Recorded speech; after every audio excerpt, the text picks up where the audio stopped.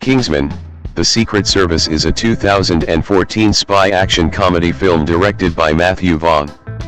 27. It is the first in the Kingsman film series and is also based on the comic book series of the same name, written by Mark Millar and Dave Gibbons, published by Miller World and based on a concept by Millar and Vaughn. 1. The film follows Gary Eggsy Unwin's, Taron Egerton, recruitment by Harry Hart, Colin Firth, into Kingsman, a secret spy organization. Eggsy joins a mission, in brutal and comedic fashion, to tackle a global threat from Richmond Valentine, Samuel L. Jackson, a wealthy megalomaniac and eco-terrorist wanting to deal with climate change by wiping out most of humanity. Mark Strong and Michael Caine play supporting roles. Kingsman, The Secret Service premiered at the Butnumathon Festival on December 13, 2014, and was theatrically released in the United Kingdom on January 29, 2015 and United States on February 13, 2015, by 20th Century Fox.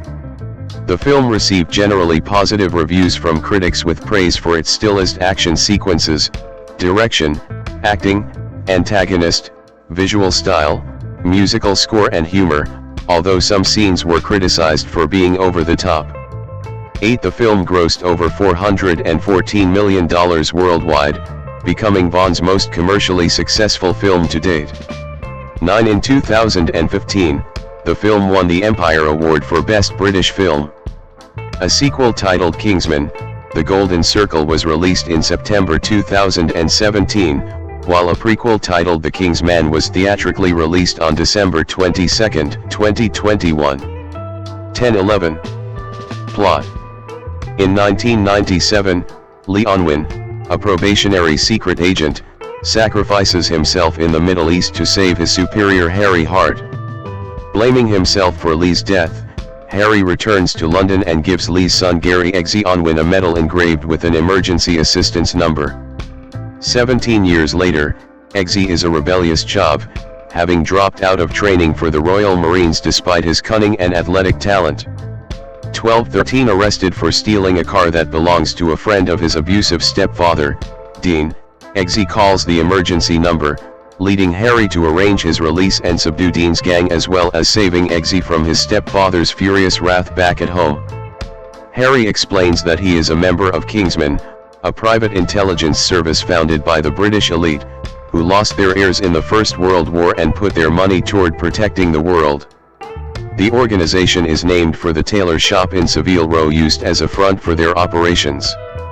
Codenamed Galahad, Harry nominates Eggsy to replace Agent Lancelot, who was killed by the assassin Gazelle while trying to rescue radical climate change scientist Professor James Arnold from kidnappers. Kingsman's technical support operative Merlin discovers Arnold working as though nothing has happened.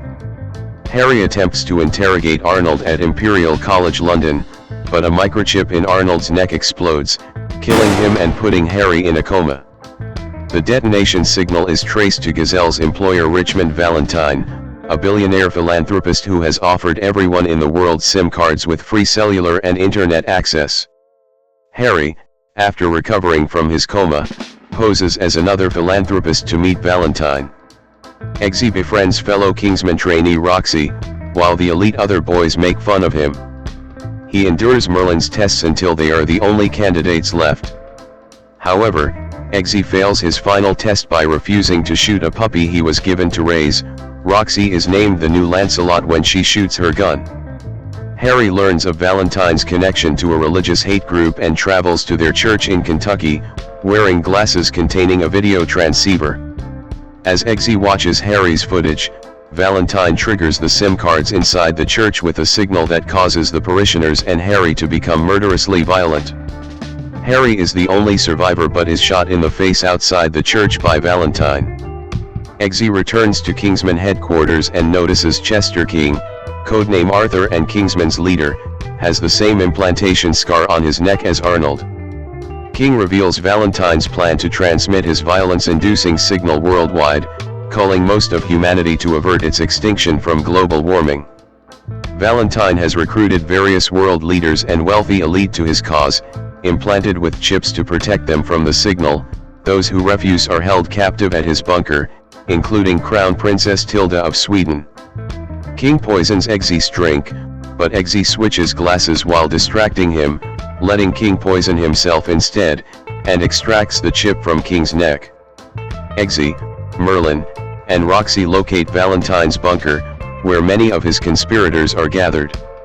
Roxy pilots high-altitude balloons to break up Valentine's satellite network, but he secures a replacement. Merlin flies to the bunker, where Eggsy masquerades as King, but is discovered by failed Kingsman recruit Charlie Hesketh. Cornered by Valentine's men, Merlin activates the implanted chip's fail-safe, killing the guards and conspirators as heads explode around the world. Valentine activates the signal, triggering worldwide pandemonium. Eggsy kills Gazelle and impales Valentine with one of Gazelle's sharpened prosthetic blades, stopping the signal. In a mid-credits scene, Eggsy, now the new Galahad, offers his mother and baby half-sister a new home and prepares to take on Dean and his gang, just as Harry once did. Cast. Main article, list of Kingsman characters. Colin Firth as Harry Hart/Galahad. Samuel L. Jackson as Richmond Valentine. Mark Strong as Hamish Mycroft/Merlin. Taron Egerton as Gary Eggsy Onwin/Galahad. Alex Nikolov as young Eggsy. Sophie Cookson as Roxy Morton/Lancelot. Jack Davenport as James Spencer/Lancelot. Mark Hamill as Professor James Arnold. Sophia Boutella as Gazelle. Edward Hallcroft as Charlie Hesketh. Jack Cutmar-Scott as Rufus Saville. Jeff Bell as Dean Anthony Baker. Samantha Womack as Michelle Onwin. Michael Caine as Chester King/Arthur. Hannah Ahlstrom appears as Tilda, Crown Princess of Sweden, and Björn Floberg appears as Morten Lindström, the Swedish Prime Minister. Lily Traverse portrays Lady Sophie.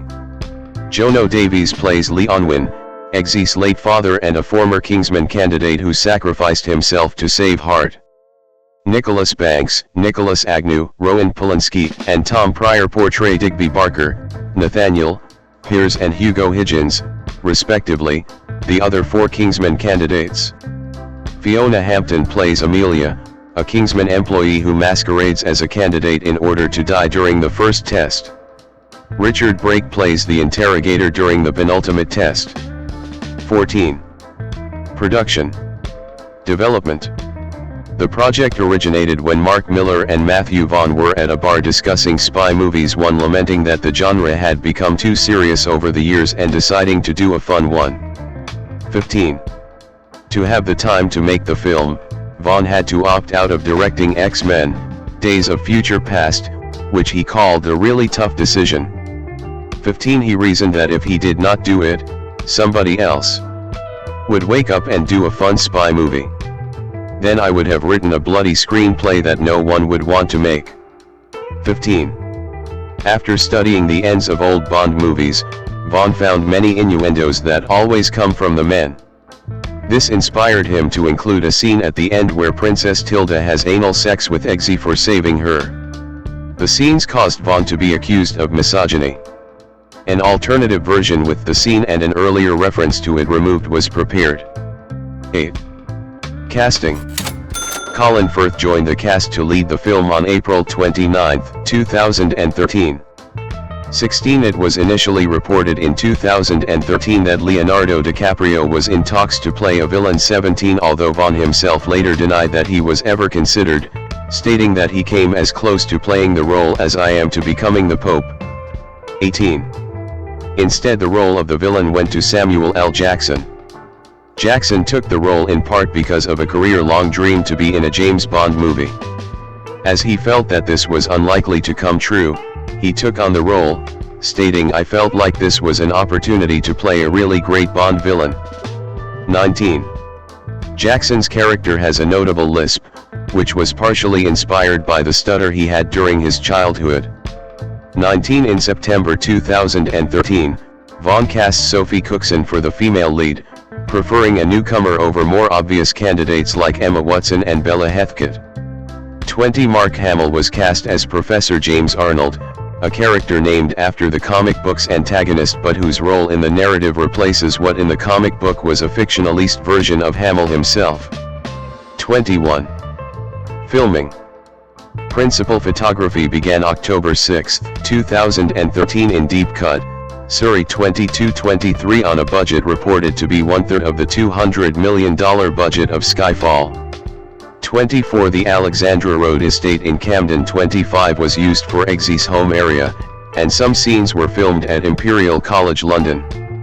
The Black Prince pub in Kennington, South London, was used for various fight scenes and the car chase.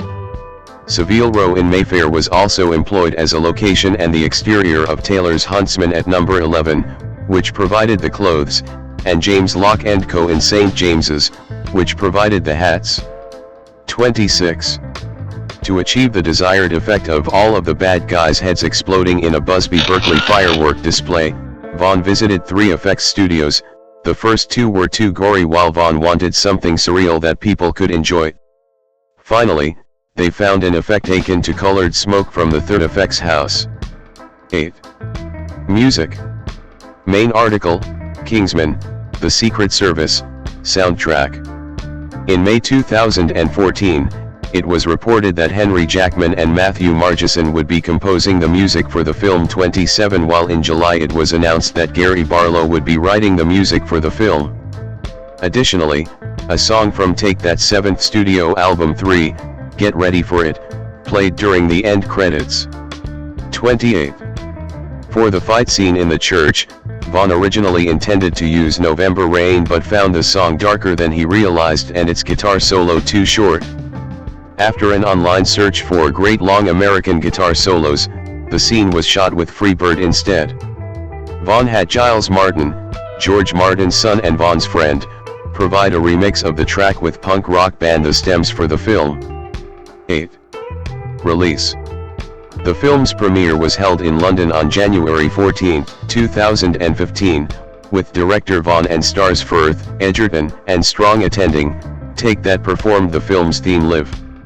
29. A regional premiere was held in Glasgow at exactly the same time as the London event, and live footage was streamed from the premiere to Glasgow. 30. Mark Miller also hosted a charity screening of the film ahead of its release in Glasgow to raise money for his old school, St. Bartholomew's.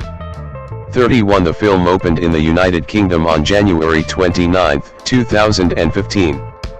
32. In the United States, 20th Century Fox planned to release the film on 14 November 2014. 33. But later delayed it to March 6, 2015. 34. It was later moved up to 24 October 2014. 35. Before being delayed again to February 13, 2015. 36. The film was released in most of Latin America and Indonesia, with the action scene set in the church removed. The scene, considered vital by the director and film critics, was excised almost completely, leaving only the setup and immediate consequences. 37. 38. 39. 40. Marketing. The trade paperback collecting the comics miniseries was released on January 14, 2015. 41. Vaughn teamed up with luxury retailer Mr. Porter to create a 60-piece clothing line based on the film. Mr. Porter worked with the film's costume designer, Ariane Phillips, to design the bespoke suiting, while everything from the ties and shirts to eyewear, umbrellas, shoes and watches were designed by heritage brands such as Cutler & Gross, George Cleverly and Macintosh. The collaboration is the first of its kind, making Kingsman, The Secret Service the first film from which customers can buy all of the outfits they see. 42. 43. The film also includes significant product placement for Adidas Originals. 44. Originally the marketing campaign was going to begin with a teaser trailer featuring all 6 actors who portray James Bond: Sean Connery, George Lazenby, Roger Moore, Timothy Dalton, Pierce Brosnan, and Daniel Craig discussing the need for a new generation of secret agents before Harry and Eggsy entered the room, symbolizing the passing of the torch to a new franchise of spy films. Almost all of the actors agreed to appear and Vaughn agreed to shoot the scene, but the plans were shelved because Connery was too ill with dementia by that time. 45.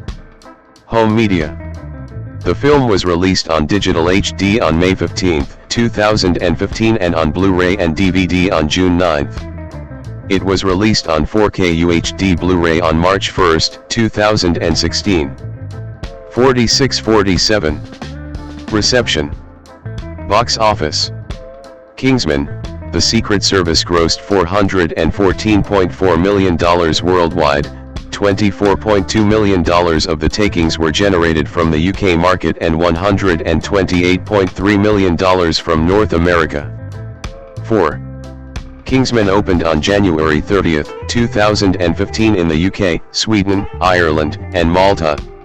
In the UK the film opened with $6.5 million and debuted at second place, behind Big Hero 6. 48. The following weekend it opened in 2 additional countries, Australia and New Zealand.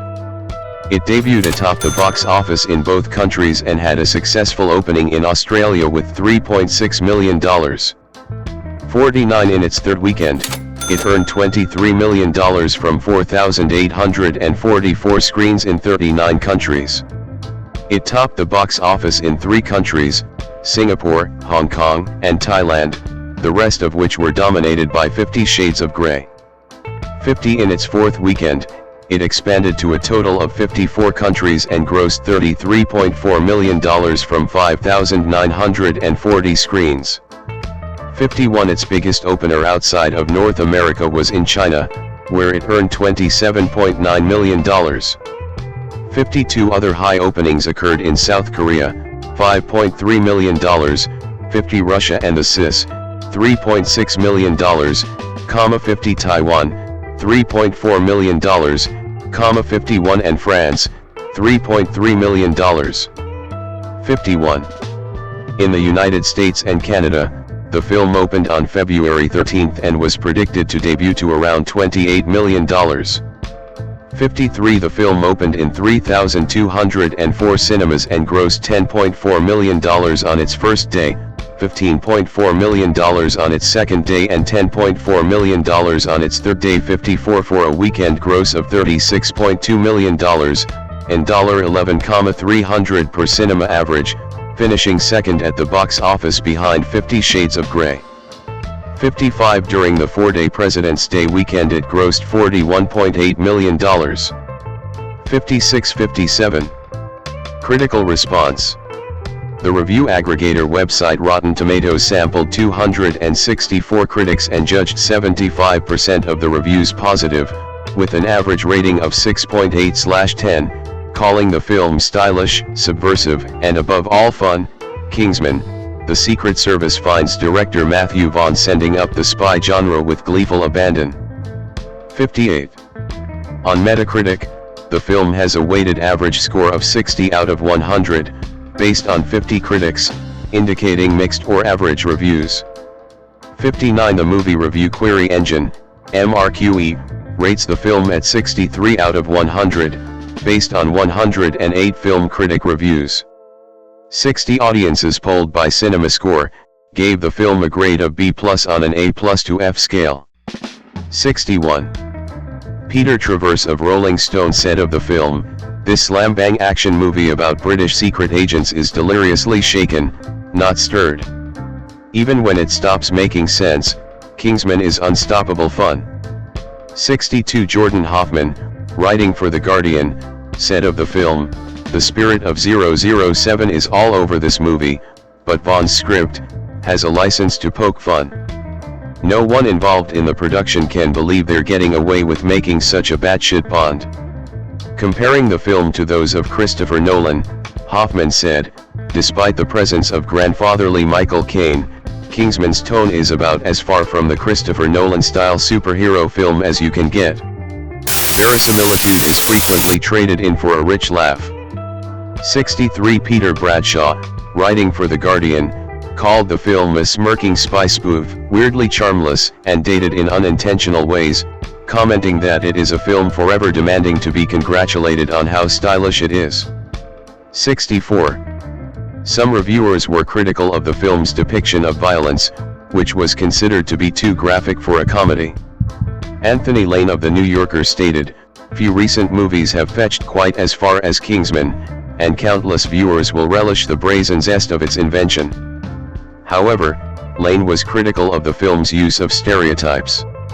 65 Manala Dargis of the New York Times enjoyed the film, but criticized Vaughn's use of violence as a cinematic tool, calling it narrative overkill.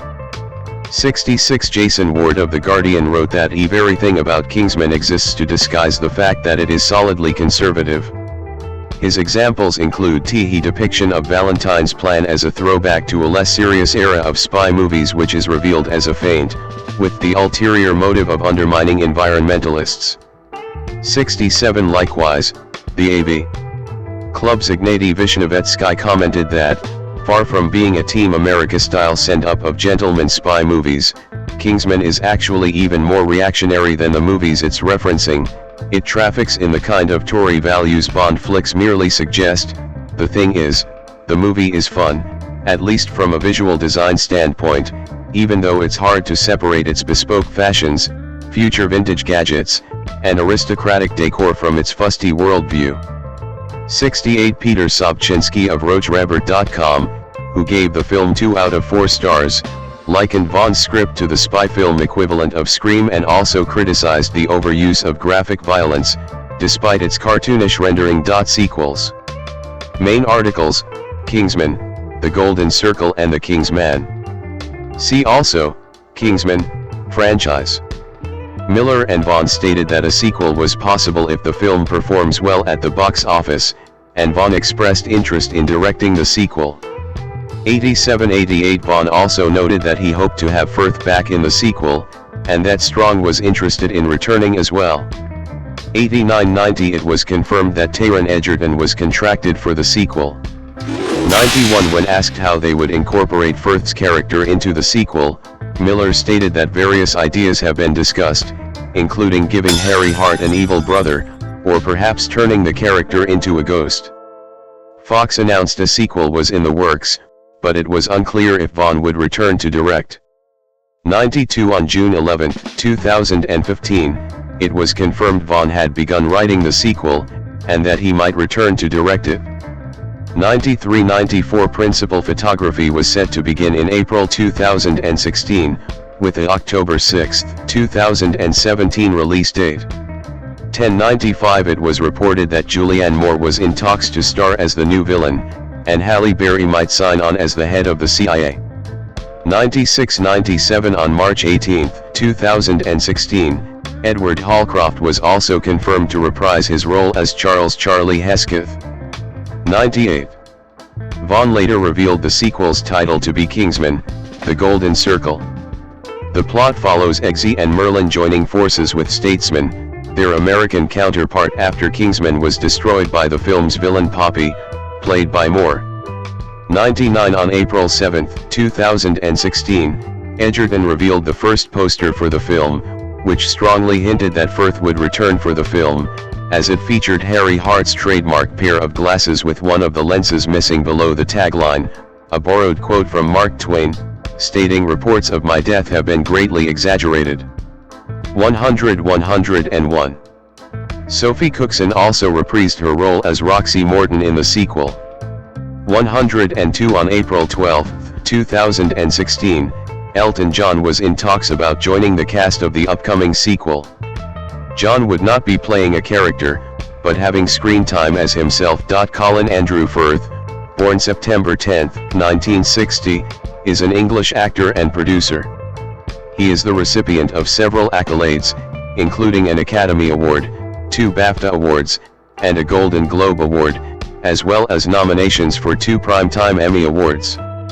In 2011, Firth was appointed a CBE for his services to Drama 1-2 and appeared in Time magazine's 100 Most Influential People in the World. 3. Identified in the mid-1980s with the Brit pack of rising young British actors, for he had leading roles in A Month in the Country, 1987, Tumbledown, 1988, and Valmont, 1989. His portrayal of Mr. Darcy in the 1995 television adaptation of Jane Austen's Pride and Prejudice led to widespread attention and roles in more prominent films such as The English Patient, 1996, Shakespeare in Love, 1998, The Importance of Being Earnest, 2002, and Love Actually, 2003. He starred as Mark Darcy in the Bridget Jones film series, 2001 to 2025, and also acted in the musical comedy Mamma Mia, 2008, and its 2018 sequel. Firth won the Academy Award for Best Actor for his portrayal of King George VI in the historical drama The King's Speech, 2010. 5. He was previously Oscar-nominated for playing a grieving gay man in the romantic drama A Single Man, 2009, which earned him the BAFTA Award and the Volpe Cup for Best Actor. He subsequently played Secret Agent Harry Hart in Kingsman, The Secret Service, 2014, and its 2017 sequel. He also performed in films such as Tinker Tailor Soldier Spy, 2011, Mary Poppins Returns, 2018, 1917, 2019, Supernova, 2020, and Operation Mincemeat, 2021. For his roles on television, he received Primetime Emmy Award nominations for his portrayals of Dr. Wilhelm Stuckert in the BBC film Conspiracy, 2001, and Michael Peterson in the HBO limited series The Staircase, 2022. In 2012, he founded the production company Raindog Films, under which he served as a producer for Eye in the Sky, 2015, and Loving, 2016. His films have grossed more than $3 billion from 42 releases worldwide. 6. Firth has campaigned for the rights of indigenous people and is a member of Survival International. He has also campaigned on issues of asylum seekers, refugees' rights, and the environment. He commissioned and co-authored a scientific paper on a study of the differences in brain structure between people of differing political orientations. 7. Early life and education. Firth was born in the village of Grays Hot, Hampshire, to parents who were academics and teachers. His mother, Shirley Jean, née Rolls, was a comparative religion lecturer at King Alfred's College, now the University of Winchester, and his father, David Norman Lewis Firth, was a history lecturer at King Alfred's and education officer for the Nigerian government. 9, 10, 11. Firth is the eldest of 3 children. His sister Kate is an actress and voice coach, and his brother Jonathan is also an actor. 12. His maternal grandparents were Congregationalist ministers and his paternal grandfather was an Anglican priest. They did overseas missionary work, and both of his parents were born and spent part of their childhoods in India. 13, 14, 15. As a child, Firth frequently traveled due to his parents' work, spending some years in Nigeria. 16. He also lived in St. Louis, Missouri, when he was 11, which he has described as a difficult time. 17. On returning to England, he attended the Montgomery of Alamine Secondary School, now King's School, Winchester, which at the time was a state comprehensive school in Winchester, Hampshire. He was still an outsider and the target of bullying. To counter this, he adopted the local working-class Hampshire accent and copied his schoolmates' lack of interest in schoolwork. 18. Firth began attending drama workshops at age 10, and by 14 had decided to be a professional actor. Until further education, he was not academically inclined, later saying in an interview, "I didn't like school. I just thought it was boring and mediocre and nothing they taught me seemed to be of any interest at all." 17. However, at Barton Peveril Sixth Form College in Eastleigh, he was imbued with a love of English literature by an enthusiastic teacher, Penny Edwards, and has said that his 2 years there were among the happiest of his life. 19. After his sixth form years, Firth moved to London and joined the National Youth Theatre, where he made many contacts and got a job in the wardrobe department at the National Theatre. 18. He subsequently studied at Drama Centre London. 20. Career. 1983 to 1995, early work and breakthrough. Firth played Hamlet in the Drama Centre end-of-year production, and in 1984, Firth made his film debut as Tommy Judd, Guy Bennett's straight, Marxist school friend in the screen adaptation of the play Another Country, with Rupert Everett as Guy Bennett. 21-22 It was the start of a long-standing public feud between Firth and Everett, which was eventually resolved. 23 He starred with Sir Laurence Olivier in Lost Empires, 1986, a TV adaptation of J.B. Priestley's novel. 24. In 1987, Firth and other up-and-coming British actors such as Tim Roth, Bruce Payne, and Paul McGann were dubbed the Brit Pack. 25 That year, he appeared with Kenneth Branagh in the film version of J.L. Carr's A Month in the Country. 26 Sheila Johnston observed a theme in his early work of playing those traumatized by war. 27 He portrayed real-life British soldier Robert Lawrence MC in the 1988 BBC dramatization Tumbledown. Lawrence was severely injured at the Battle of Mount Tumbledown during the Falklands War, and the film details his struggles to adjust to his disability whilst confronted with indifference from the government and public. It attracted controversy at the time, with criticism coming from left and right sides of the political spectrum. 27 Despite this, the performance brought Firth a Royal TV Society Best Actor Award, and a nomination for the 1989 BAFTA Television Award.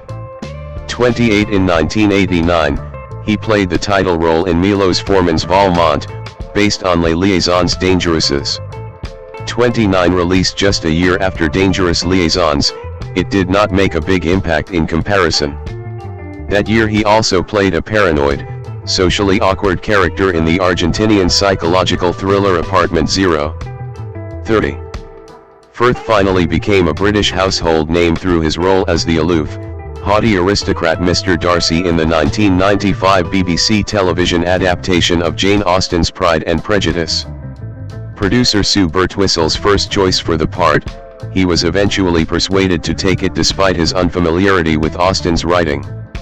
31 He and co-star Jennifer L. began a romantic relationship during the filming, which received media attention only after their separation. 32 Sheila Johnston wrote that Firth's approach to the part lent Darcy complex shades of coldness, even cattishness, in the early episodes.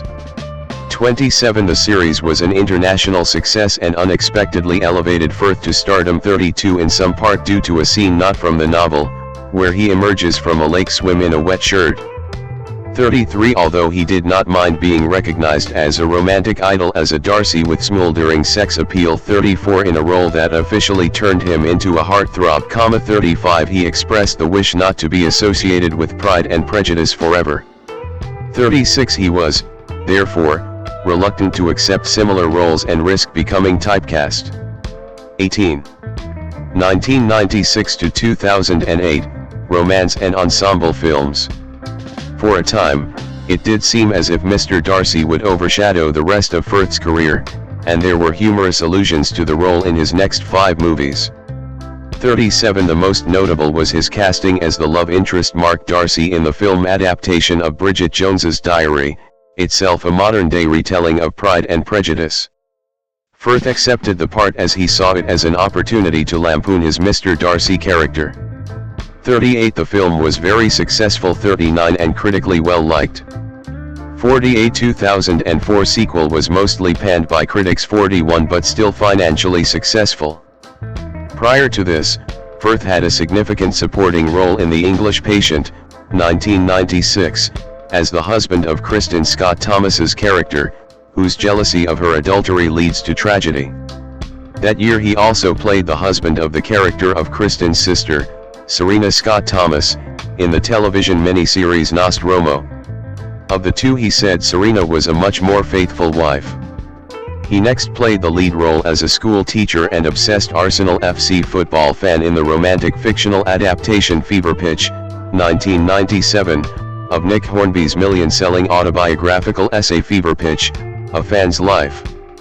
He had parts in light romantic period pieces such as Shakespeare in Love, 1998, Relative Values, 2000, and The Importance of Being Earnest, 2002.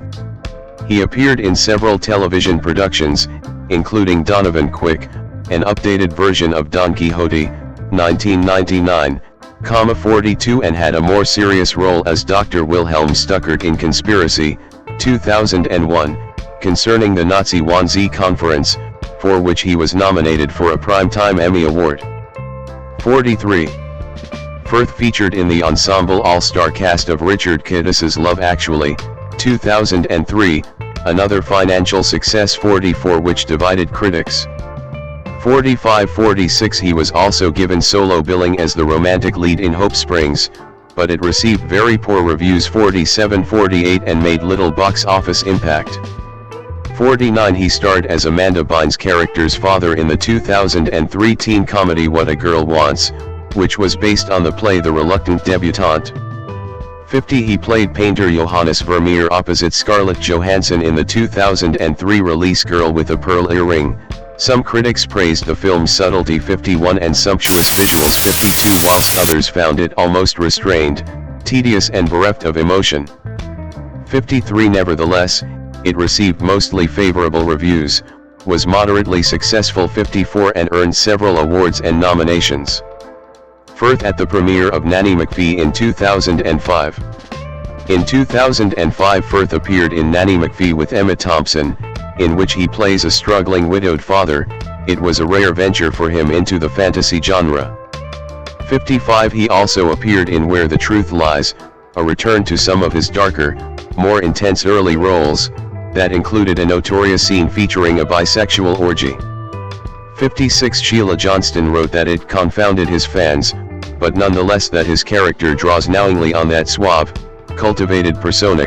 57, which could be traced from Mr. Darcy. Other films from this time included Then She Found Me, 2007, with Helen Hunt, and The Last Legion, 2007, with Aishwarya Rai. In 2008, he played the adult Blake Morrison, reminiscing on his difficult relationship with his ailing father in the film adaptation of Morrison's memoir, And When Did You Last See Your Father? It received generally favorable reviews. 58-59, Peter Bradshaw of The Guardian gave it 4 out of 5 stars.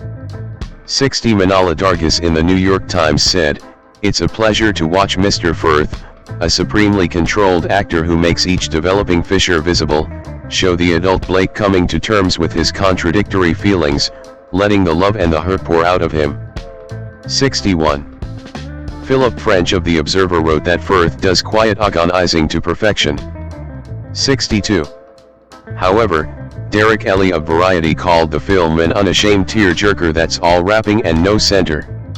While he conceded that it was undeniably effective at a gut level despite its dramatic shortcomings, he added, "Things aren't helped any by Firth's dour perf, as his Blake comes across as a self-centered winner, a latter-day me generation figure who's obsessed with finding problems when there really aren't any." 63. The film adaptation of Mamma Mia, 2008, was Firth's first foray into musicals. He described the experience as a bit nerve-wracking. 64, but believed he got off lightly by being tasked with one of the less demanding songs, Our Last Summer. 65, Mamma Mia became the highest-grossing British-made film of all time. 66, taking in over $600 million worldwide.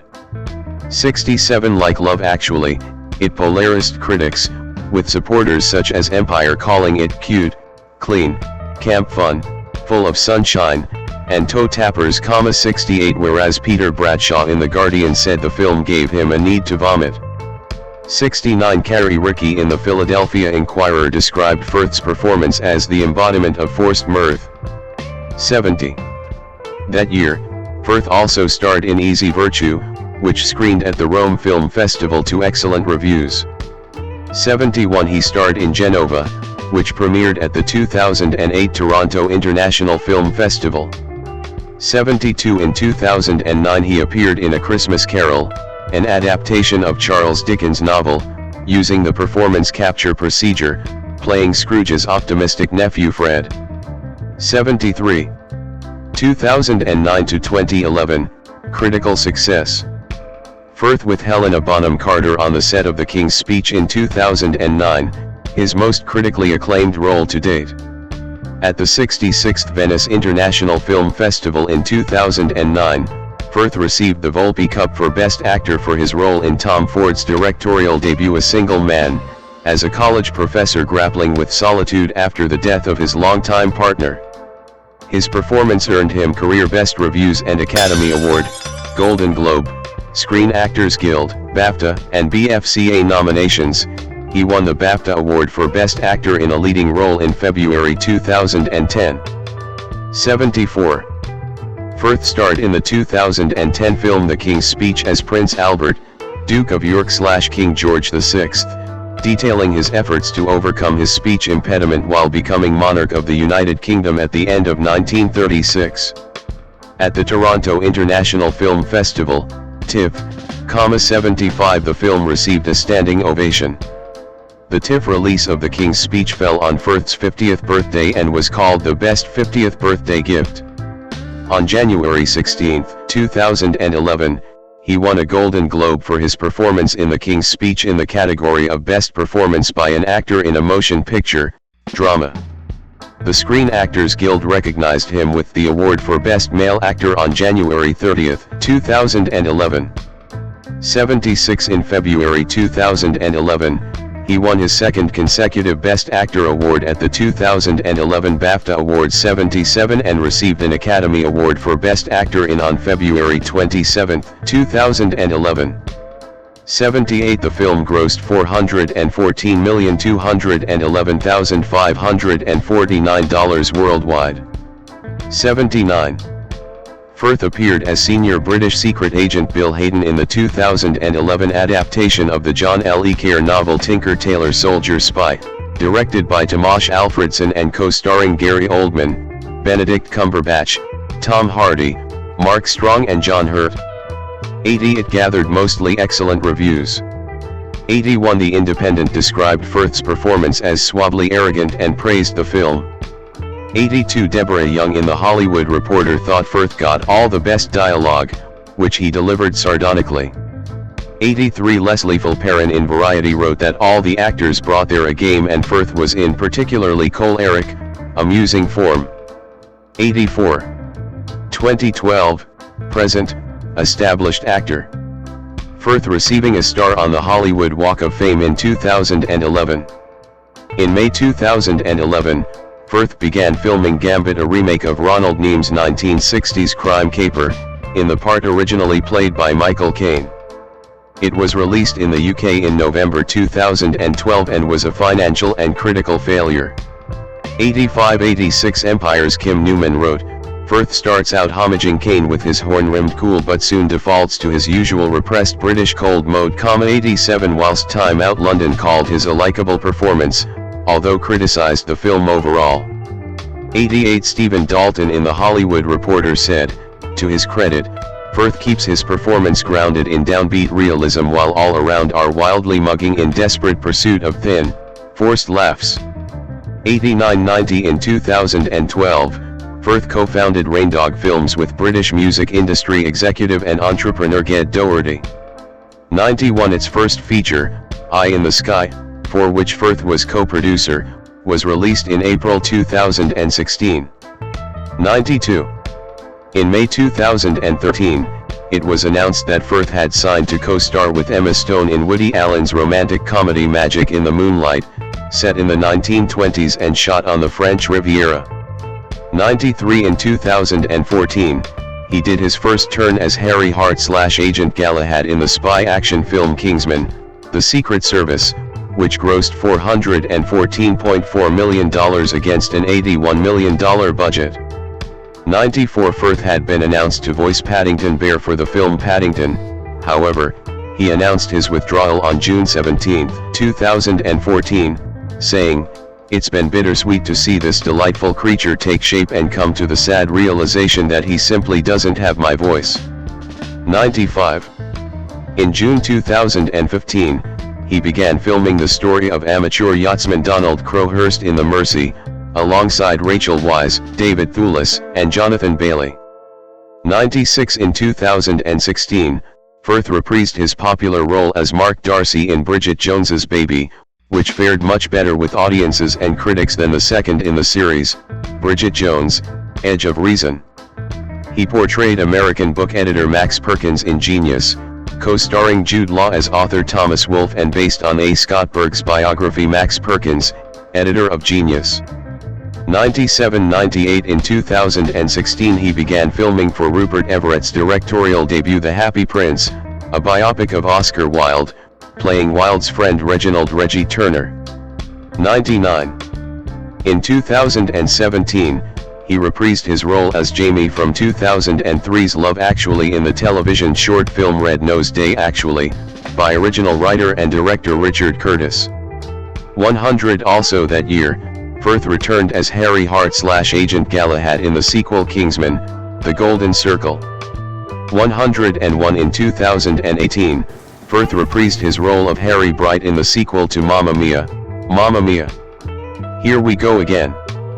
102. That year, he also appeared as William Weatherall Wilkins in the musical fantasy film Mary Poppins Returns, starring Emily Blunt in the title role. He also played British Naval Commander David Russell in Thomas Vinterberg's Kursk, a film about the true story of the 2000 Kursk submarine disaster, in which he starred alongside Matthias Schoenaerts. 103. 104. 105. In 2019, he had a cameo as British General Aaron Moore in Sam Mendes's World War I film 1917. 106. Set in 1947 England, Firth starred with Julie Walters in The Secret Garden and later in 2020 with Stanley Tucci in Supernova. 107. In 2021, he starred in romantic drama film Mothering Sunday directed by Eva Husson. 108. In December 2021, he was cast in Sam Mendes's drama film Empire of Light, starring Olivia Colman. 109. He was seen as Ewan Montague in Operation Mincemeat, in April 2022. 110. Firth returned to television in May 2022 starring as Michael Peterson in the HBO production The Staircase. 111. In 2025, Firth starred in the drama series Lockerbie, A Search for Truth, portraying Jim Swire whose daughter died on Pan Am Flight 103 while in flight over the Scottish town of Lockerbie in December 1988. 112. Writing. Firth's first published work, The Department of Nothing, appeared in Speaking with the Angel, 2000, 113, a collection of short stories edited by Nick Hornby 114 and published to benefit the Treehouse Trust 115 to aid autistic children. He met Hornby during the filming of the original Fever Pitch. 116. He contributed to the book We Are One, a celebration of tribal peoples, 2009, 117, which explores the cultures, diversity, and challenges of indigenous peoples around the world. It features contributions from many Western writers, including Lawrence Vander Post, Noam Chomsky, Claude Levi-Strauss, and from indigenous peoples such as David Kopinawa Yanomami and Roy Cessina.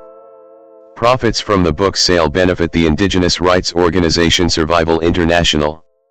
Firth was an executive producer for the film In Prison My Whole Life, featuring Noam Chomsky and Angela Davis. It was selected to the 2007 London Film Festival and the 2008 Sundance Film Festival. 118. In December 2010, Firth was guest editor on BBC Radio 4's Today programme, where he commissioned research to scan the brains of volunteers, mostly university students, to see if there were structural differences that might account for political leanings. 7. The resulting academic paper listed him as an author, along with two University College London researchers 119-120 and the science reporter of the BBC Radio 4 Today programme. For his contribution, Professor John Jost called Firth a scientific ambassador in the field of political neuroscience. 7. The study suggested that conservatives had more development in the amygdala, and liberals in the anterior cingulate cortex. In 2012, Firth's audiobook recording of Graham Greene's The End of the Affair was released at Audible.com 121 and was declared Audiobook of the Year at the 2013 Audio Awards. 122. Activism. Firth with Queen Elizabeth II, and Barack Obama, at Winfield House in London in 2011. Firth has been a long-standing supporter of Survival International, a non-governmental organization that advocates for the rights of tribal peoples. 123 Speaking in 2001, he said, "My interest in tribal peoples goes back many years, and I have supported survival ever since." 124. In 2003, during the promotion of Love Actually, he spoke in defense of the indigenous people of Botswana, condemning the Botswana government's eviction of the Ghana and GWI people, San, from the Central Kalahari Game Reserve. He said of San, "These people are not the remnants of a past era who need to be brought up to date. Those who are able to continue to live on the land that is rightfully theirs are facing the 21st century with the confidence that many of us in the so-called developed world can only envy." 123. He has also backed a Survival International campaign to press the Brazilian government to take more decisive action in defense of Awagwaja people, whose land and livelihood is critically threatened by the actions of loggers. 125. As a supporter of the Refugee Council, Firth was involved in a campaign to stop the deportation of a group of 42 Congolese asylum seekers, expressing concerns in open letters to the Independent and the Guardian that they faced being murdered on their return to the Democratic Republic of Congo. 126, 127, 128 Firth said, "To me, it's just basic civilization to help people.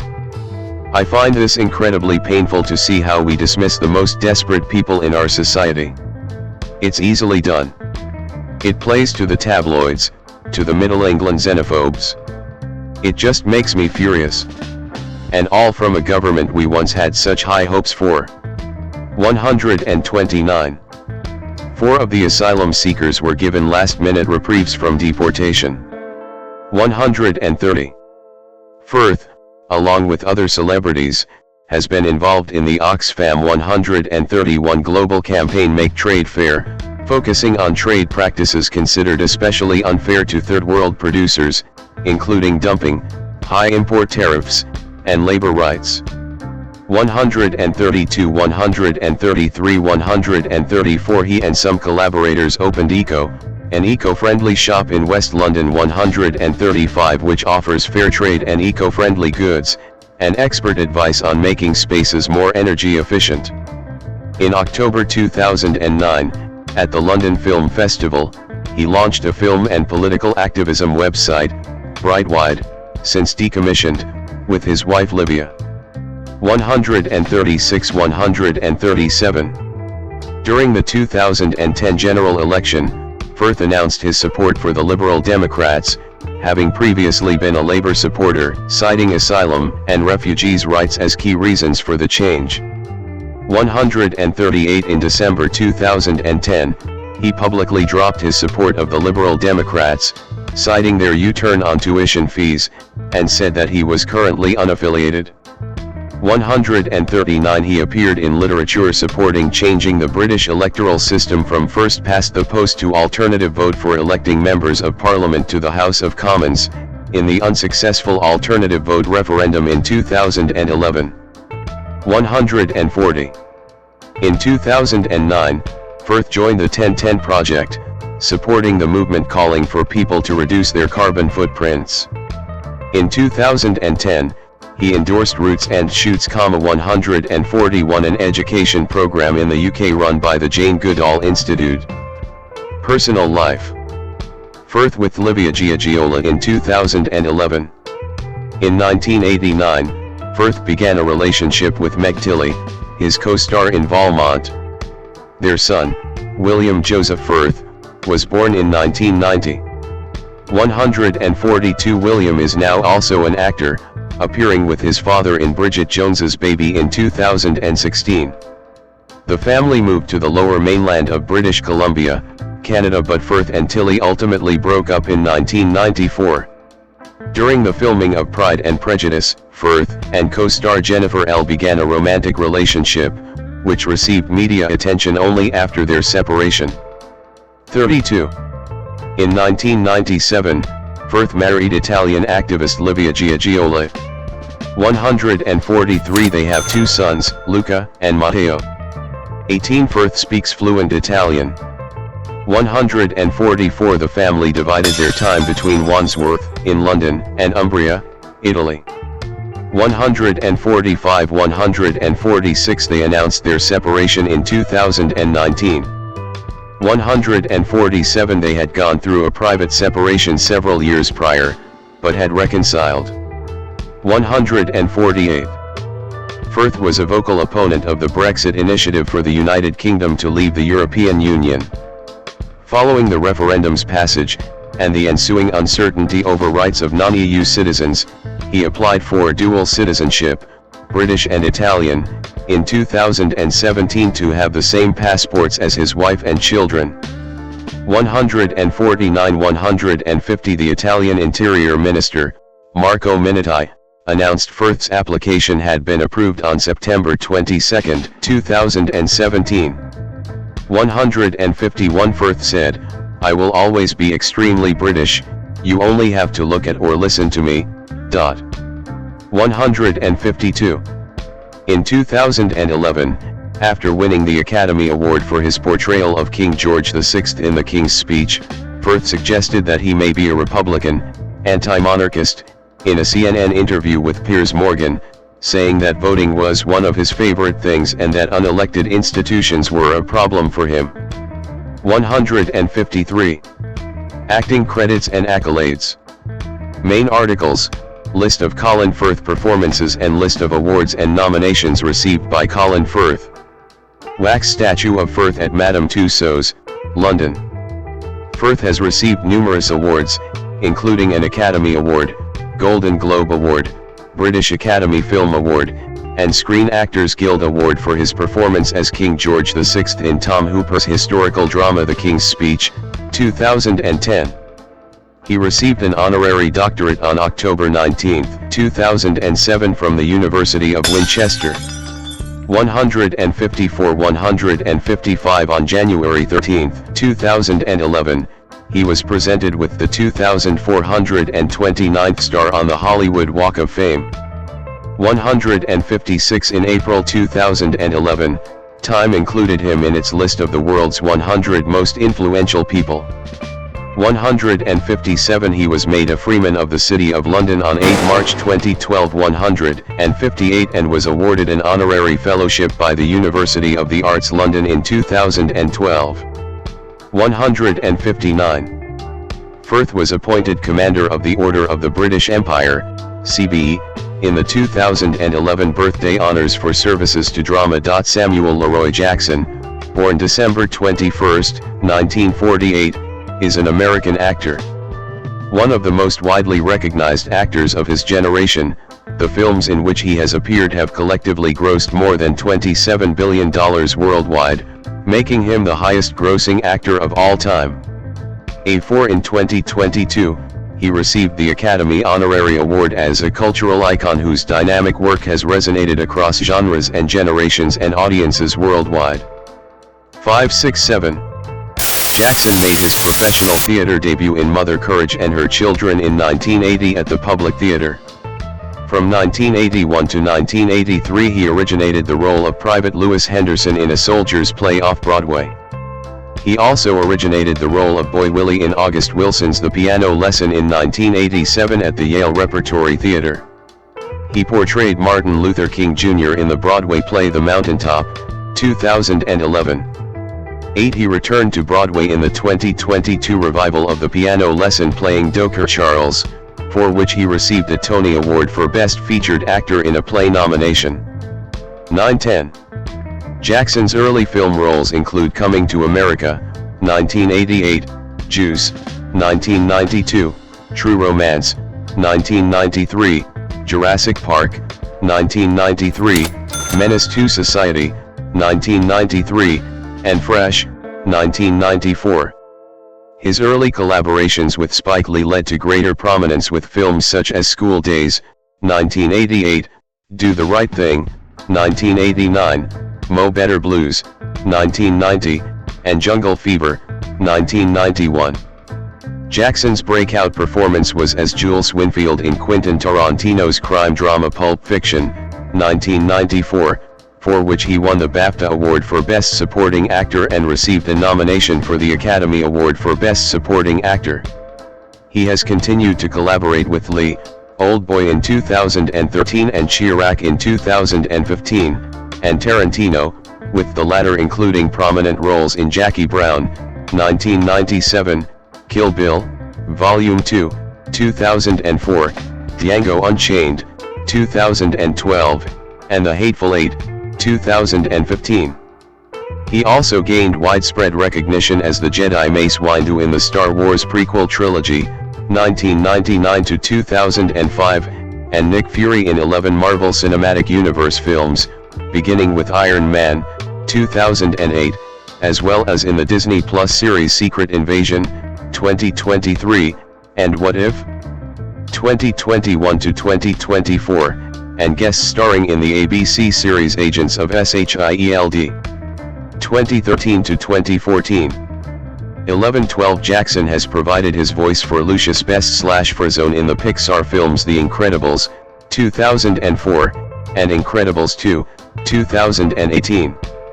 He has also acted in a number of big-budget films, including Die Hard with a Vengeance, 1995, A Time to Kill, 1996, Unbreakable, 2000, Shaft, 2000, and its reboot, 2019, Triple X, 2002, Coach Carter, 2005, Snakes on a Plane, 2006, Kingsman, The Secret Service, 2014, Kong, Skull Island, 2017, and Glass, 2019.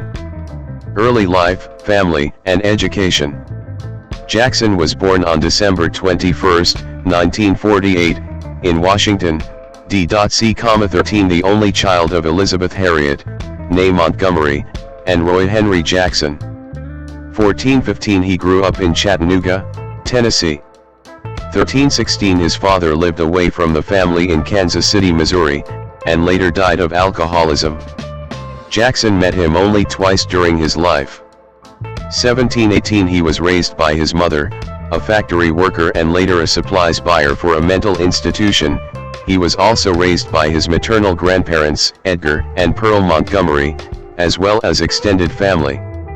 15-17-19 according to DNA tests, Jackson partially descends from the Benga people of Gabon, and he became a naturalized citizen of Gabon in 2019.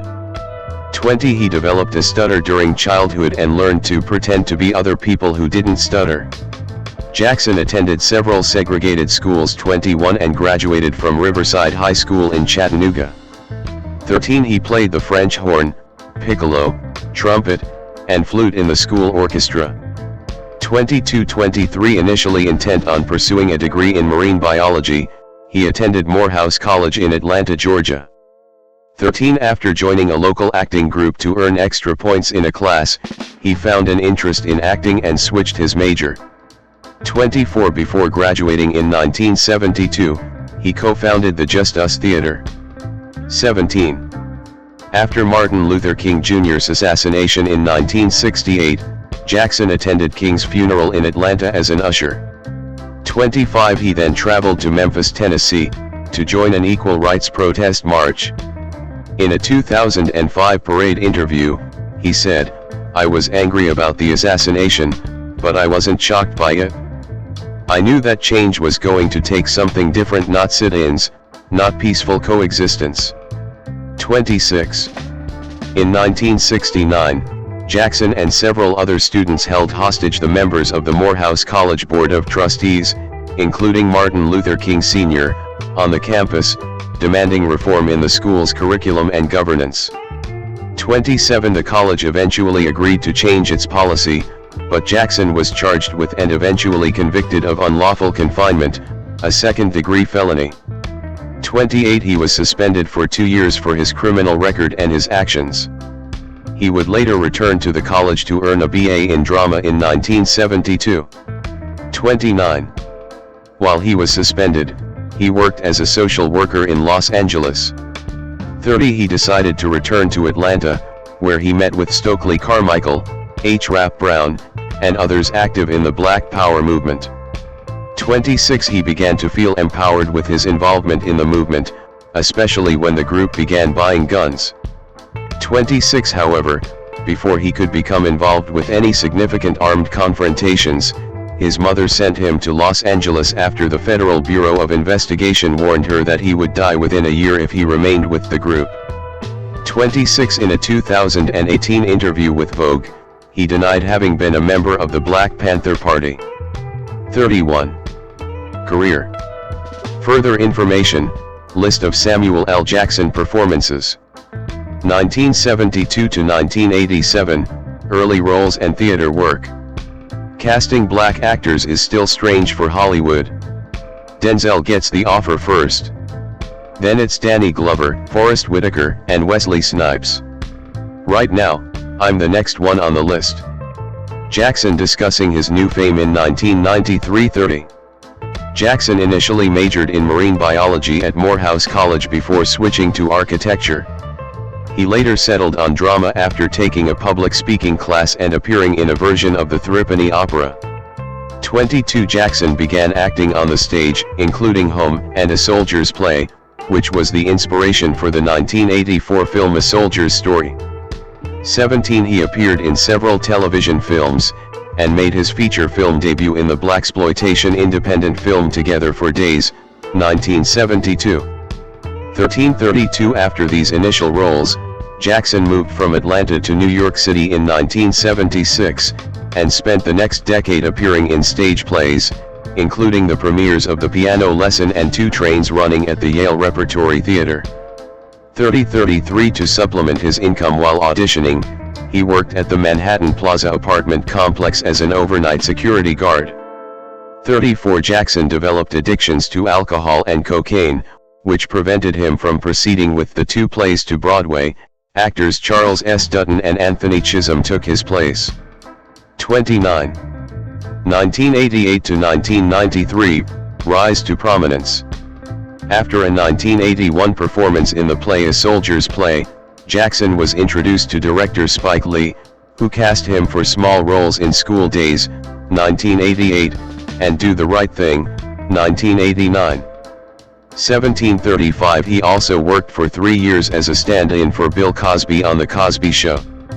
2736. Throughout his early film career, mainly in minimal roles in films such as Coming to America, 1988, and various television films, Jackson was mentored by Morgan Freeman.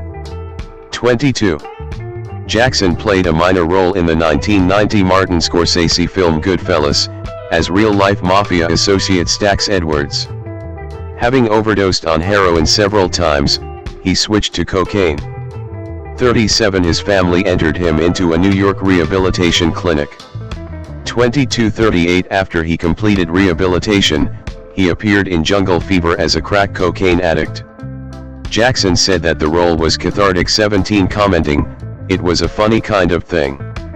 By the time I was out of rehab, about a week or so later I was on set and we were ready to start shooting." 39.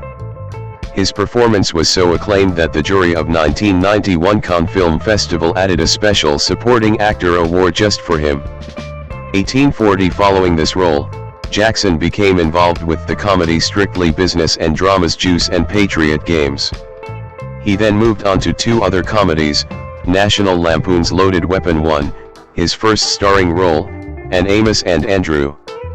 4142. Jackson worked with the director Steven Spielberg in 1993's Jurassic Park. 43. Jackson at the premiere for Cleaner in Paris, April 2008. 1994 to 1998, career breakthrough. After a turn as the criminal Big Don in 1993's True Romance, written by Quentin Tarantino and directed by Tony Scott, Tarantino asked Jackson to play Jules Winfield in Pulp Fiction, 1994. Jackson was surprised to learn that the part had been specifically written for him, to know that somebody had written something like Jules for me. I was overwhelmed, thankful, arrogant, this whole combination of things that you could be, knowing that somebody's going to give you an opportunity like that. 44. Pulp Fiction, Jackson's 30th film, made him internationally recognized and he received praise from critics. Entertainment Weekly wrote, "As superb as Travolta, Willis, and Keitel are, The actor who reigns over Pulp Fiction is Samuel L. Jackson. He just about lights fires with his gremlin eyes, and he transforms his speeches into hypnotic bebop soliloquies. 45. For the Academy Awards, Miramax Films pushed for, and received, the Best Supporting Actor nomination for Jackson. 46. He also received a Golden Globe nomination and won the BAFTA Award for Best Supporting Role. 47, 48, 49. After Pulp Fiction, Jackson received multiple scripts to review. I could easily have made a career out of playing Jules over the years. Everybody's always sending me the script they think is the new Pulp Fiction. 50.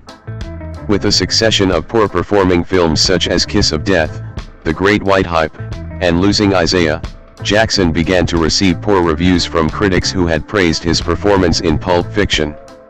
This ended with his involvement in two box office successes, Die Hard with a Vengeance, in which he starred alongside Bruce Willis in the third installment of the Die Hard series, and A Time to Kill, where he played a father put on trial for killing two men who raped his daughter. 51-52. For A Time to Kill, Jackson earned an NAACP Image for Best Supporting Actor in a Motion Picture and a Golden Globe nomination for a Best Supporting Actor. 53. Quickly becoming a box office star, Jackson continued with 3 starring roles in 1997. In 187 he played a dedicated teacher striving to leave an impact on his students. 54 He received an Independent Spirit Award for Best First Feature alongside first-time writer/director Kasi Lemmons in the drama Eve's Bayou, for which he also served as executive producer. 55 He worked again with Tarantino on Jackie Brown and received the Silver Bear for Best Actor at the Berlin Film Festival. 56 And a 4th Golden Globe nomination for his portrayal of the arms merchant Ordell Robbie. 57 In 1998, he worked with established actors, Sharon Stone and Dustin Hoffman in Sphere, and Kevin Spacey in The Negotiator, playing a hostage negotiator who resorts to taking hostages himself when he is falsely accused of murder and embezzlement. 58-59 In 1999, Jackson starred in the horror film Deep Blue Sea, and as Jedi Master Mace Windu in George Lucas' Star Wars, Episode I, The Phantom Menace. 60-61 In an interview, Jackson claimed that he did not have a chance to read the script for the film and did not learn he was playing the character Mace Windu until he was fitted for his costume, though he later said that he was eager to accept any role, just for the chance to be a part of the Star Wars saga. 62. 1999 to 2007, established actor. Jackson's handprints in front of Mickey and Minnie's Runaway Railway at Walt Disney World's Disney's Hollywood Studios theme park. Jackson at the 2005 Cannes Film Festival. On June 13, 2000, Jackson was honored with a star on the Hollywood Walk of Fame at 7018 Hollywood Boulevard. 63 He began the next decade of his film career playing a Marine colonel put on trial in Rules of Engagement, co-starred with Bruce Willis for a third time in the supernatural thriller Unbreakable, and starred in the 2000 remake of the 1971 film Shaft. He reprised both of the latter roles in 2019, his Unbreakable character Mr. Glass in Glass and Shaft in another film titled Shaft. 64 65 66 Jackson's sole film in 2001 was The Caveman's Valentine, a murder thriller directed by Lemmons in which he played a homeless musician. 67 In 2002, he played a recovering alcoholic, attempting to keep custody of his kids while fighting a battle of wits in Changing Lanes, co-starring Ben Affleck. 17 He returned for Star Wars, Episode II, Attack of the Clones, seeing his minor supporting role develop into a major character. Mace Windu's purple lightsaber in the film was the result of Jackson's suggestion. 17 He wanted to be sure that his character would stand out in a crowded battle scene. 68-69 Jackson then acted as an NSA agent, alongside Vin Diesel in XXX, and as a kilt-wearing drug dealer in the 51st State. 70-71 In 2003, Jackson again worked with John Travolta in Basic and then as a police sergeant alongside Colin Farrell in the television show remake SWAT. 72-73 a song within the soundtrack was named after him, entitled Sammy L. Jackson by Hot Action Cop. 74 Jackson also appeared in HBO's documentary Unchained Memories, as a narrator along many other stars like Angela Bassett and Whoopi Goldberg. Based on reviews gathered by Rotten Tomatoes, in 2004 Jackson starred in both his lowest and highest-ranked films in his career. 75 in the thriller Twisted, Jackson played a mentor to Ashley Judd. 76 the film garnered a 2% approval rating on the website, with reviewers calling his performance lackluster and wasted. 77 78 79 he then lent his voice to the animated film The Incredibles as the superhero Frozone. 80 the film received a 97% approval rating, and Jackson's performance earned him an Annie Award nomination for Best Voice Acting. 81-82 he made a cameo in another Quentin Tarantino film, Kill Bill, Volume 2.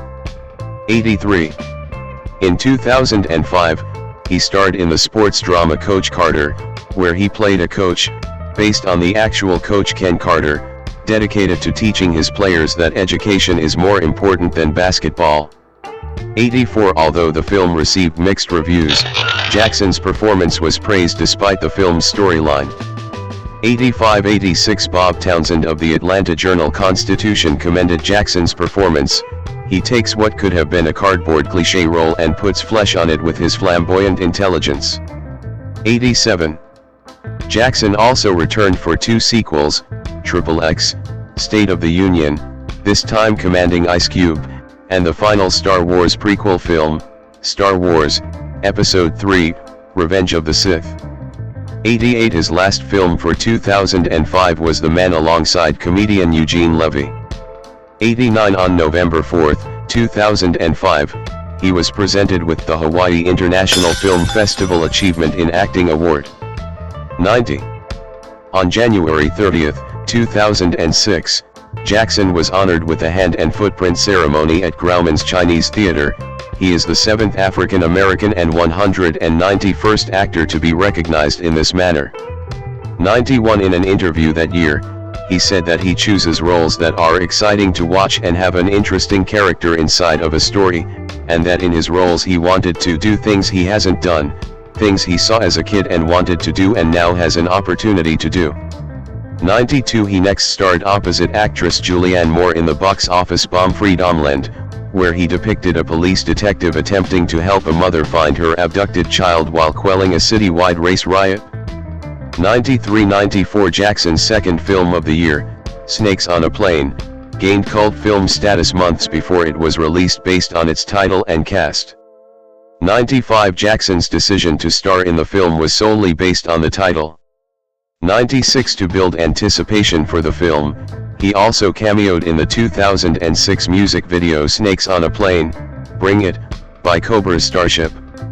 On December 2, 2006, Jackson won the German Bambi Award for International Film, based on his many film contributions. 97 in December 2006, Jackson starred in Home of the Brave, as a doctor returning home from the Iraq War. 98. Jackson at the 2010 Comic-Con in San Diego. On January 30, 2007, Jackson was featured as narrator in Bob Saget's direct-to-DVD farce of the Penguins. 99 The film was a spoof of the box office success March of the Penguins, which was narrated by Morgan Freeman. 100 Also in 2007, he portrayed a blues player who imprisons a young woman, Christina Ricci, addicted to sex in Black Snake Moan, and the horror film 1408, an adaptation of the Stephen King short story. 101-102 Later the same year, Jackson portrayed an athlete who impersonates former boxing heavyweight Bob Satterfield in director Rod Lurie's drama, Resurrecting the Champ. In 2008, Jackson reprised his role of Mace Windu in the CGI film, Star Wars, The Clone Wars, followed by Lakeview Terrace where he played a racist cop who terrorizes an interracial couple. 103-104 In November of the same year, he starred along with Bernie Mac and Isaac Hayes, who both died before the film's release, in Soul Man. 105. 2008 to 2019, career expansion.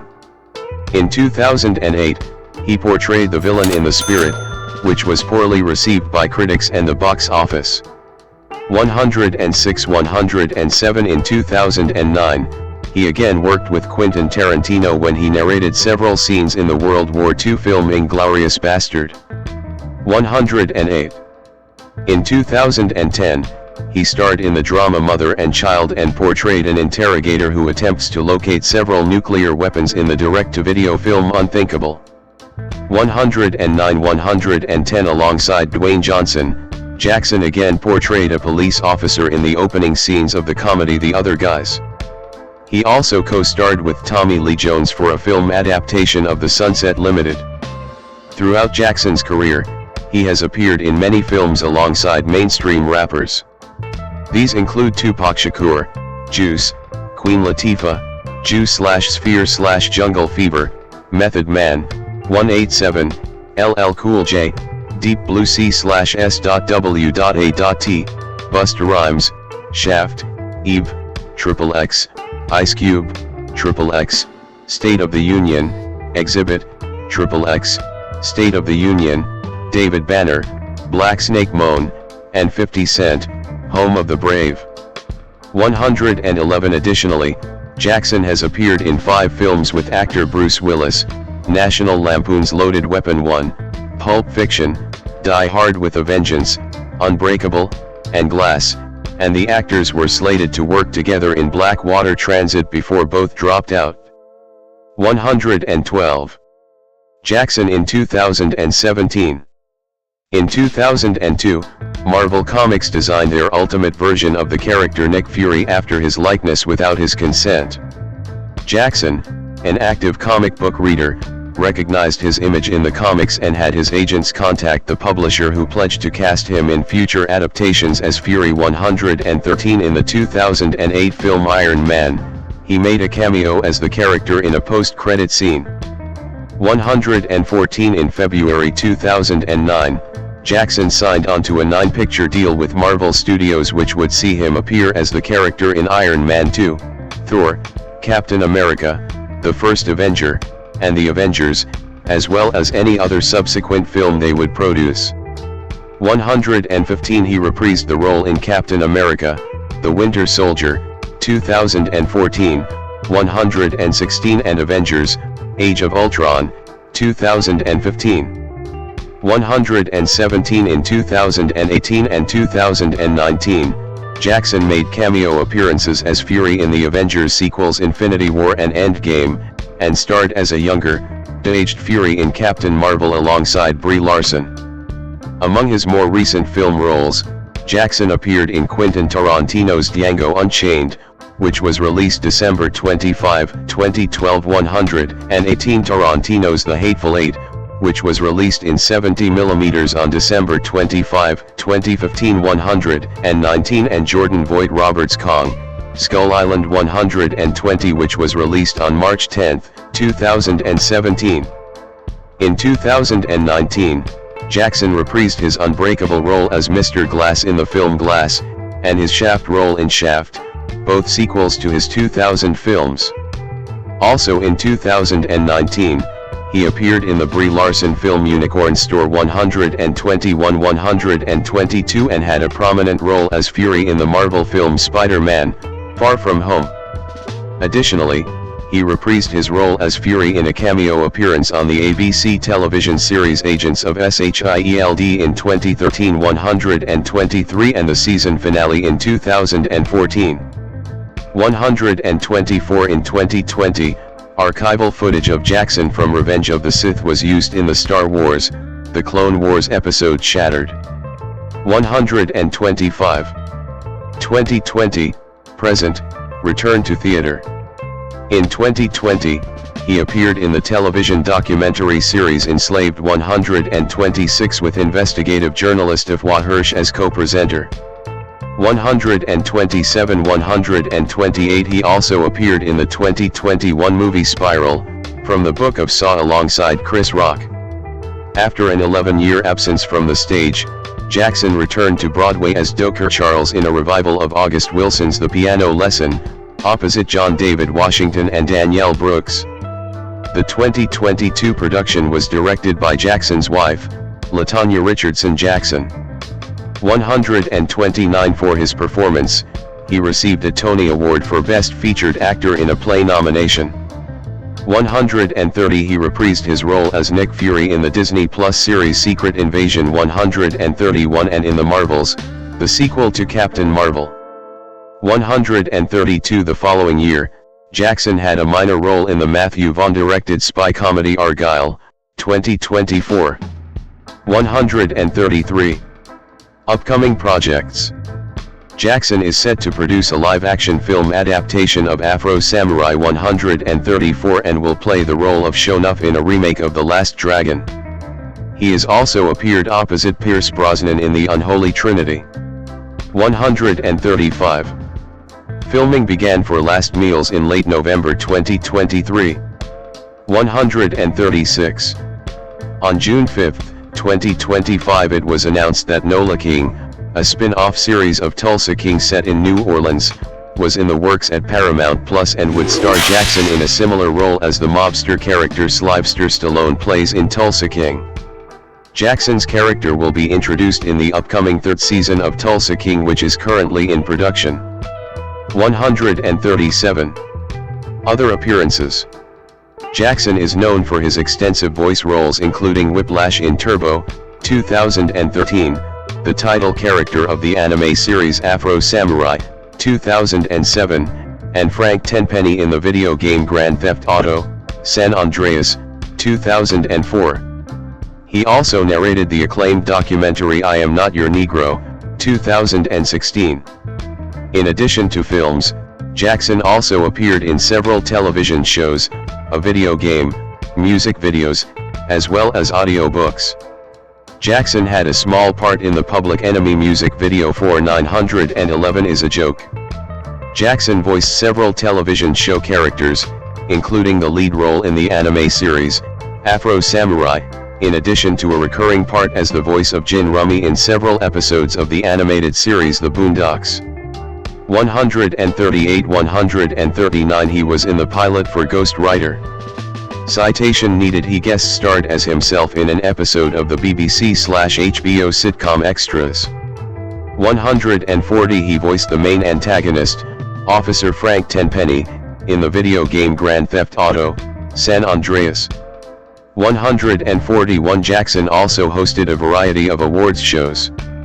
He has hosted the MTV Movie Awards, 1998, 142 The ESPYs, 1999, 2001, 2002, and 2009, 143 and the Spike TV Video Game Awards, 2005, 2006, 2007, and 2012. 144 in November 2006, he provided the voice of God for the Bible Experience, the New Testament audiobook version of the Bible.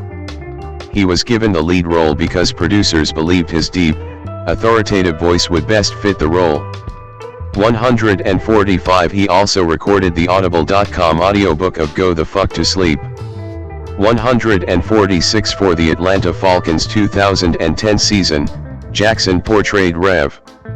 Sultan in the Falcons Rise Up commercial. Jackson appeared in the Capital One cashback credit card commercials, and he also appeared in a Sky Broadband Shield commercial, Sky UK's broadband service as Nick Fury to promote Captain America, the Winter Soldier.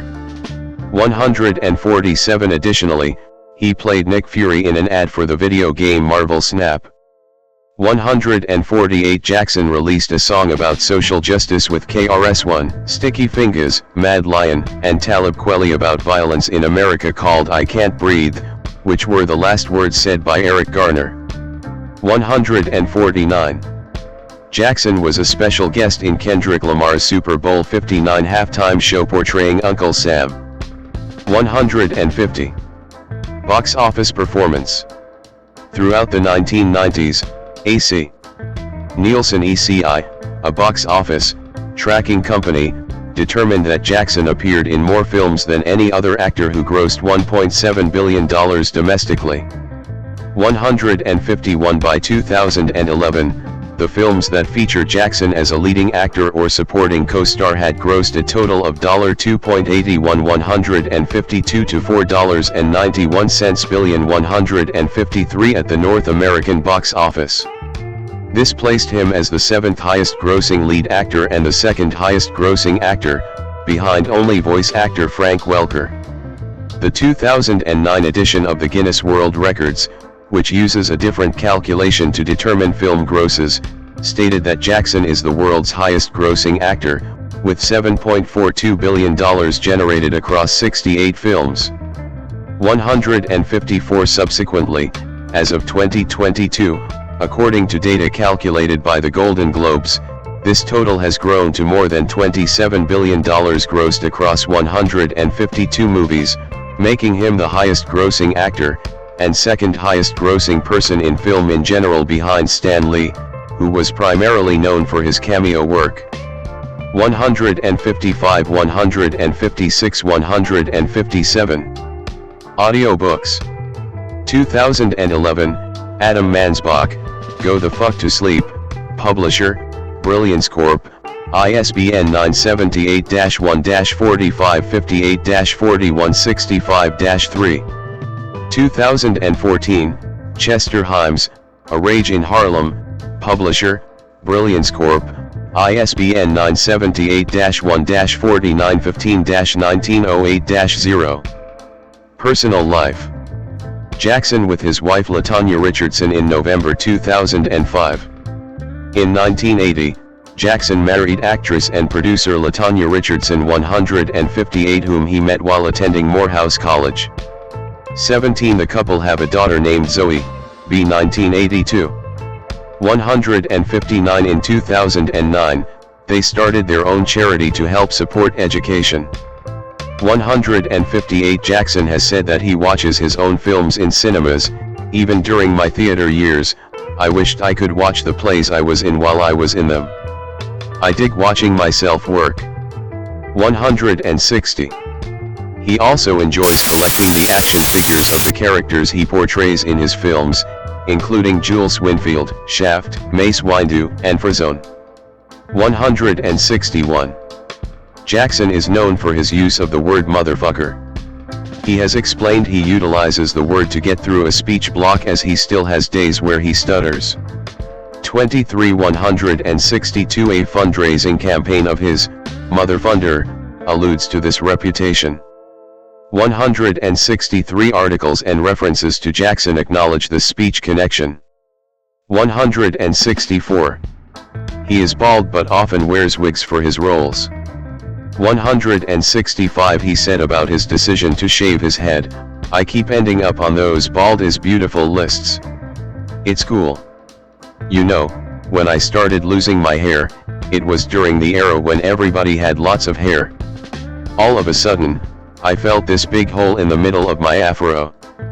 I couldn't face having a comb over, so I had to quickly figure what the haircut for me was. 165. His first bald role was in The Great White Hype. 166 He usually gets to pick his own hairstyles for each character he portrays. 166 167 He poked fun at his baldness the first time he appeared bald on The Tonight Show, explaining that he had to shave his head for one role, but then kept receiving more and more bald roles and had to keep shaving his head so that wigs could be made for him.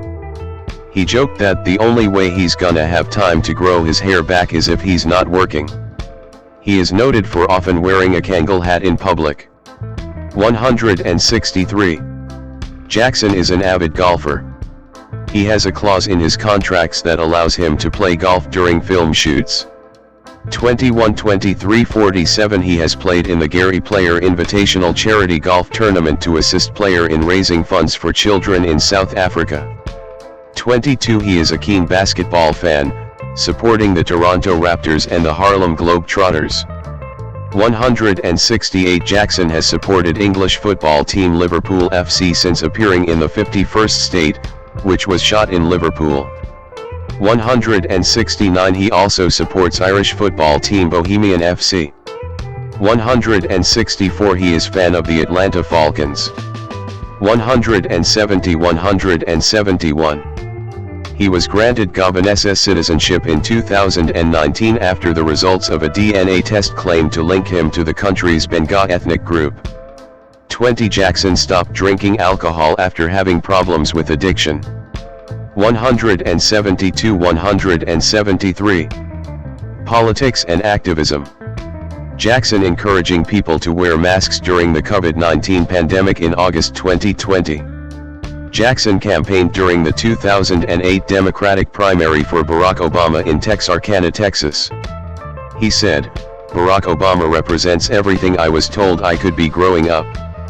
I am a child of segregation. When I grew up and people told me I could be president, I knew it was a lie.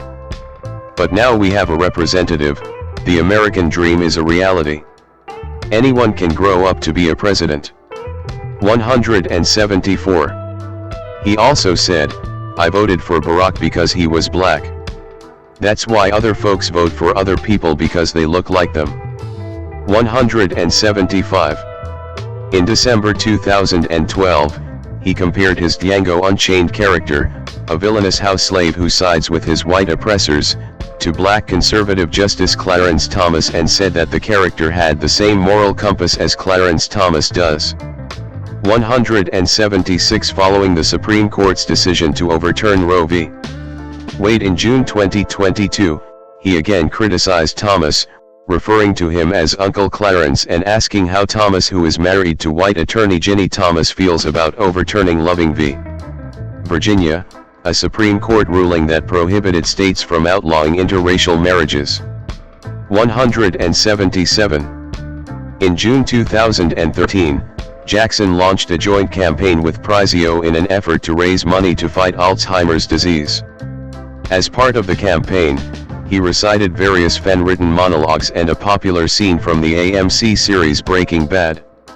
179 In August 2013, he started following a vegan diet for health reasons, explaining that he is just trying to live forever.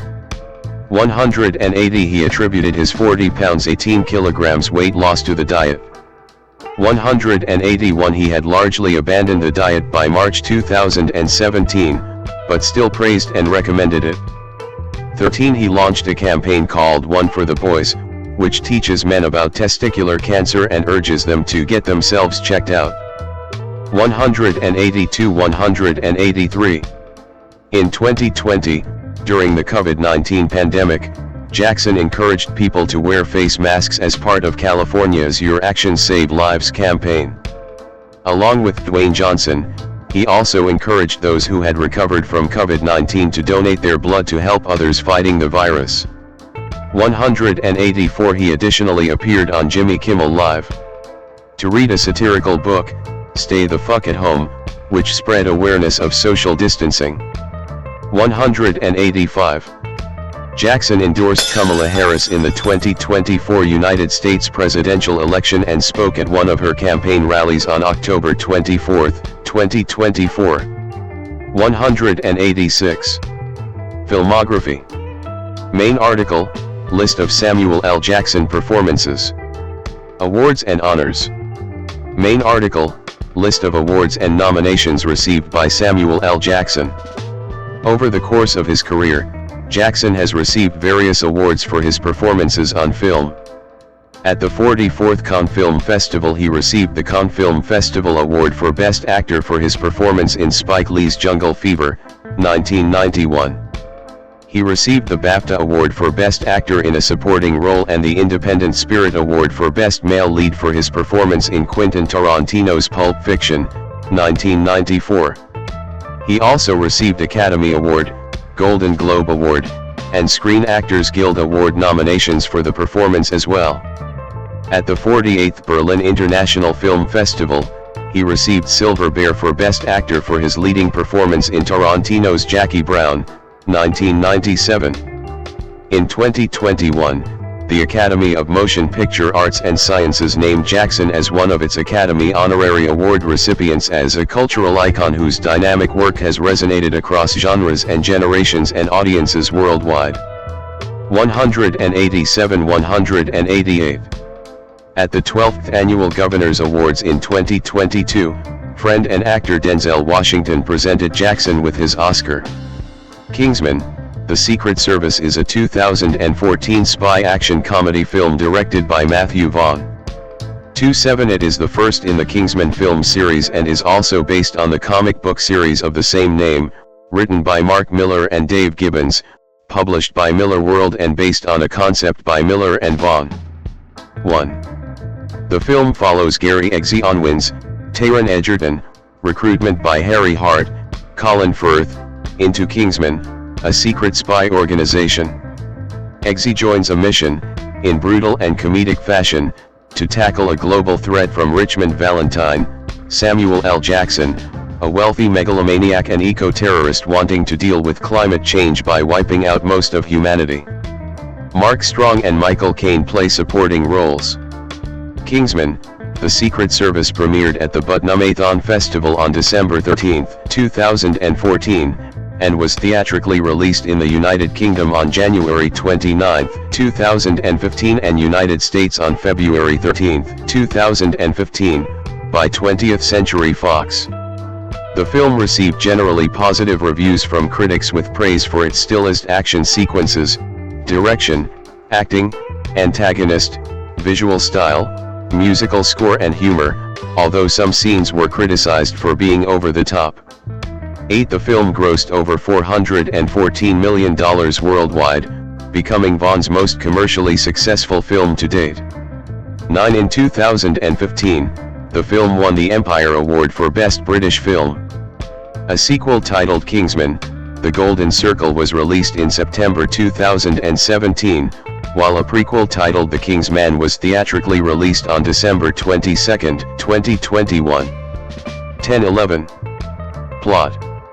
In 1997, Lee Onwin, a probationary secret agent, sacrifices himself in the Middle East to save his superior Harry Hart. Blaming himself for Lee's death, Harry returns to London and gives Lee's son Gary Eggsy Onwin a medal engraved with an emergency assistance number. 17 years later, Eggsy is a rebellious chav, having dropped out of training for the Royal Marines despite his cunning and athletic talent. 12-13. Arrested for stealing a car that belongs to a friend of his abusive stepfather, Dean, Eggsy calls the emergency number, leading Harry to arrange his release and subdue Dean's gang as well as saving Eggsy from his stepfather's furious wrath back at home. Harry explains that he is a member of Kingsman, a private intelligence service founded by the British elite, who lost their heirs in the First World War and put their money toward protecting the world. The organization is named for the tailor shop in Savile Row used as a front for their operations. Codenamed Galahad, Harry nominates Eggsy to replace Agent Lancelot, who was killed by the assassin Gazelle while trying to rescue radical climate change scientist Professor James Arnold from kidnappers. Kingsman's technical support operative Merlin discovers Arnold working as though nothing has happened. Harry attempts to interrogate Arnold at Imperial College London, but a microchip in Arnold's neck explodes, killing him and putting Harry in a coma. The detonation signal is traced to Gazelle's employer Richmond Valentine, a billionaire philanthropist who has offered everyone in the world SIM cards with free cellular and internet access. Harry, after recovering from his coma, poses as another philanthropist to meet Valentine. Eggsy befriends fellow Kingsman trainee Roxy, while the elite other boys make fun of him. He endures Merlin's tests until they are the only candidates left. However, Eggsy fails his final test by refusing to shoot a puppy he was given to raise. Roxy is named the new Lancelot when she shoots her gun. Harry learns of Valentine's connection to a religious hate group and travels to their church in Kentucky, wearing glasses containing a video transceiver. As Eggsy watches Harry's footage, Valentine triggers the SIM cards inside the church with a signal that causes the parishioners and Harry to become murderously violent. Harry is the only survivor but is shot in the face outside the church by Valentine. Eggsy returns to Kingsman headquarters and notices Chester King, codename Arthur and Kingsman's leader, has the same implantation scar on his neck as Arnold. King reveals Valentine's plan to transmit his violence-inducing signal worldwide, culling most of humanity to avert its extinction from global warming. Valentine has recruited various world leaders and wealthy elite to his cause, implanted with chips to protect them from the signal. Those who refuse are held captive at his bunker, including Crown Princess Tilda of Sweden. King poisons Eggsy's drink, but Eggsy switches glasses while distracting him, letting King poison himself instead, and extracts the chip from King's neck. Eggsy, Merlin, and Roxy locate Valentine's bunker, where many of his conspirators are gathered. Roxy pilots high-altitude balloons to break up Valentine's satellite network, but he secures a replacement. Merlin flies to the bunker, where Eggsy masquerades as King, but is discovered by failed Kingsman recruit Charlie Hesketh. Cornered by Valentine's men, Merlin activates the implanted chip's fail-safe, killing the guards and conspirators as heads explode around the world. Valentine activates the signal, triggering worldwide pandemonium. Eggsy kills Gazelle and impales Valentine with one of Gazelle's sharpened prosthetic blades, stopping the signal. In a mid-credits scene, Eggsy, now the new Galahad, offers his mother and baby half-sister a new home and prepares to take on Dean and his gang, just as Harry once did. Cast. Main article, list of Kingsman characters. Colin Firth as Harry Hart/Galahad. Samuel L. Jackson as Richmond Valentine. Mark Strong as Hamish Mycroft/Merlin. Taron Egerton as Gary Eggsy Onwin/Galahad. Alex Nikolov as Young Eggsy. Sophie Cookson as Roxanne Roxy Morton/Lancelot. Jack Davenport as James Spencer/Lancelot. Mark Hamill as Professor James Arnold. Sophia Boutella as Gazelle. Edward Hallcroft as Charles Charlie Hesketh. Jack Cutmarscott as Rufus Seville. Jeff Bell as Dean Anthony Baker. Samantha Womack as Michelle Onwin. Michael Caine as Chester King/Arthur. Hannah Ahlstrom appears as Tilda, Crown Princess of Sweden, and Björn Floberg appears as Morten Lindström, the Swedish Prime Minister. Lily Traverse portrays Lady Sophie. Jono Davies plays Lee Onwin, Eggsy's late father and a former Kingsman candidate who sacrificed himself to save Hart. Nicholas Banks, Nicholas Agnew, Rowan Polanski, and Tom Pryor portray Digby Barker, Nathaniel, Piers and Hugo Higgins, respectively, the other four Kingsman candidates.